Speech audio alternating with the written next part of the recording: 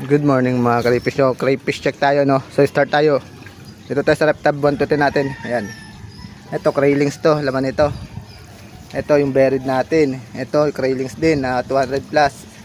Ayun siya. Ito ano to? Buried. May buried tayo dito na isa. Nandito craylings natin na 200 plus. Dito yung anak ni Rosana na di pa natin nabibilang, siguro 300 plus. Ito ang bakante natin para sa mag-iitlog. Ito, tingnan niyo to, ito yung breeder natin, no. Yan, babae yan. Tapos ito yung lalaki natin. Pula yung sipit, no. Ito, may buried. May buried. May buried din. Ito. Yan, yung tatlo natin inflatable pool. Ayan, yung tatlo natin taraparpad pala. Ito start kong inflatable pool. Yan, bali 18 na nga pala yung ano natin, no. Reptab natin. Ito, may hito pa to eh. O sige, susunod ulit mga crayfish.